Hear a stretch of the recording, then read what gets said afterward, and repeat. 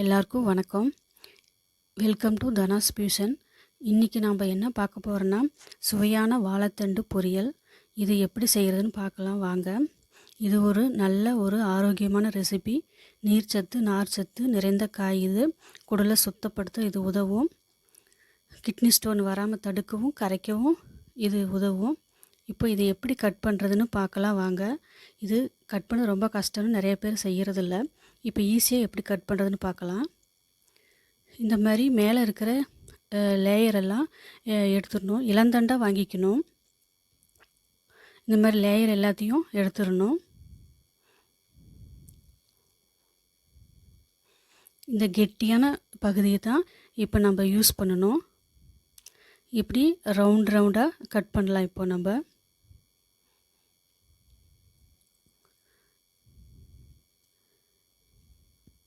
இப்படி ரவுண்டாக கட் பண்ணி காட்டுறேன் கொஞ்சம் கொஞ்சமாக.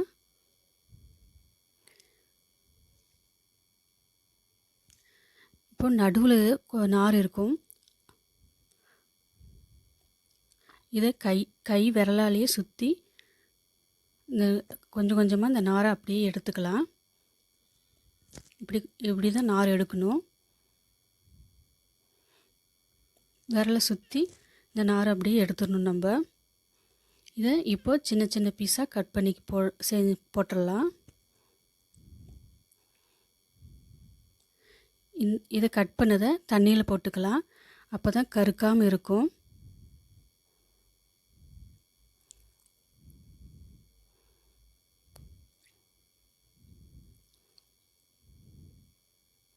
இப்போ தண்ணியில் இதை போட்டலாம் நம்ம.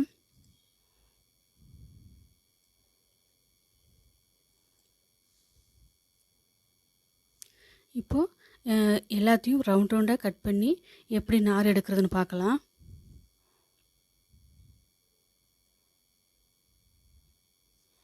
இப்படி எல்லாத்தையும் ரவுண்டாக கட் பண்ணி வச்சுட்டு ஒரே டைமாக கட் பண்ணி இந்த மாதிரி வச்சுட்டு இப்படி எடுத்து ஒவ்வொரு ஸ்லைஸாக எடுத்து இந்த நாரை இப்படியே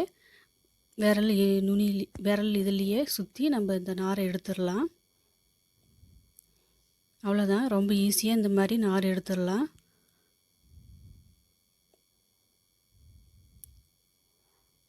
அவ்வளோதான்.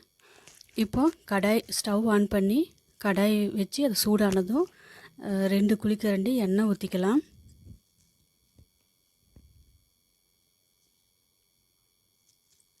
இப்போது ஆயில் சூடானதும் கடுகு 1 ஸ்பூன்,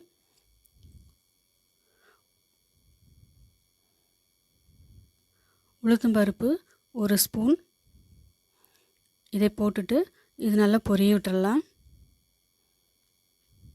இப்போது நல்லா பொரிஞ்சிருச்சு.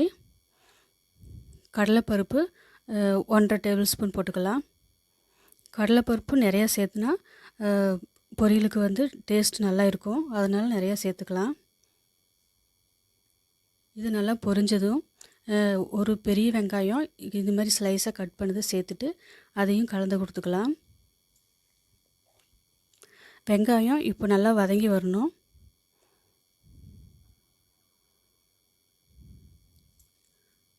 வெங்காயம் நல்லா வதங்கி வந்ததுக்கப்புறம் ஒரு கொத்து ஃப்ரெஷ்ஷான கருவேப்பிலையை சேர்த்துக்கலாம். இதை சேர்த்துட்டு வாழைத்தண்டை நம்ம கட் பண்ணி தண்ணியில் வச்சுருந்து அதை வடிகட்டினதை இப்போ இது கூட சேர்த்துடலாம். எல்லாத்தையும் சேர்த்துட்டு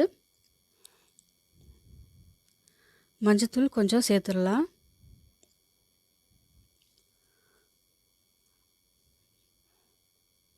மஞ்சத்தூள், பெருங்காயம் கொஞ்சம் சேர்த்துக்கலாம்.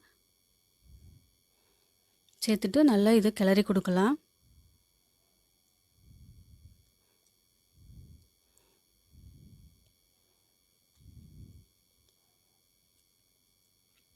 இப்படி நல்லா கிளறி கொடுத்துட்டு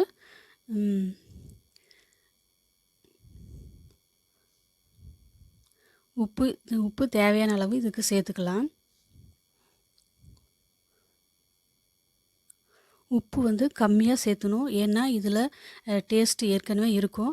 எப்போயும் கீரையும் வாழைத்தண்டிலையும் உப்பு கம்மியாக தான் சேர்க்கணும். இப்போது தண்ணி கொஞ்சம் 1 டம்ளர் சேர்த்துக்கலாம். இது சீக்கிரமாக வெந்துடும், அதனால் கொஞ்சமாக தண்ணி ஊற்றிக்கணும். தண்ணி ஊற்றிட்டு நல்லா கிளறி கொடுத்துட்டு மூடி வச்சு நல்லா வேக விடலாம். இதை இப்போது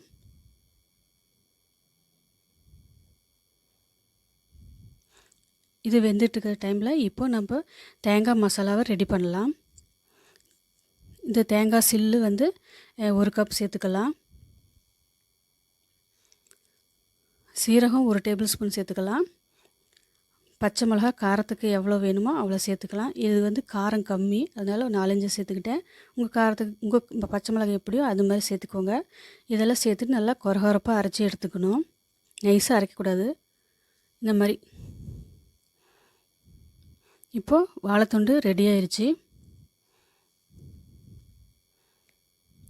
இப்போ இதை அரைச்சி வச்சுருக்கிற தேங்காய் மசாலாவையும் சேர்த்துட்டு இது நல்லா கிளறி கொடுக்கலாம்.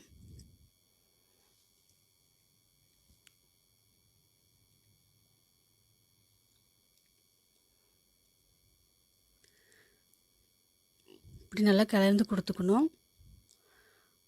வாழைத்தண்டு ரொம்ப நல்லது உடம்புக்கு. இதை அடிக்கடி நம்ம சேர்த்துக்கணும்.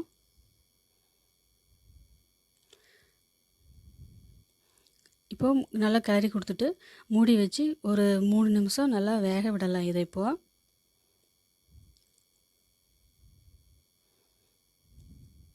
தண்ணியெல்லாம் சுண்டி நல்லா ரெடி ஆகணும். பாருங்கள், தண்ணியெல்லாம் சுண்டிருச்சு, நல்லா ரெடி ஆயிடுச்சு பொரியல். இப்போது பிளேட்டில் சர்வ் பண்ணலாம். சுவையான வாழைத்தண்டு ரெடி ஆயிடுச்சு. அருமையான ரெசிபி, ஆரோக்கியமான ரெசிபி இது. இதே மாதிரி கண்டிப்பாக நீங்களும் ட்ரை பண்ணி பாருங்கள். சாதத்தோடு சாப்பிட சுவையாக இருக்கும். ரசம் சாதம், தயிர் சாதம் தொட்டு சாப்பிட சூப்பராக இருக்கும். பிடிச்சிருந்தால் லைக் பண்ணுங்கள், ஷேர் பண்ணுங்கள். தேங்க்யூ ஃபார் வாட்சிங்.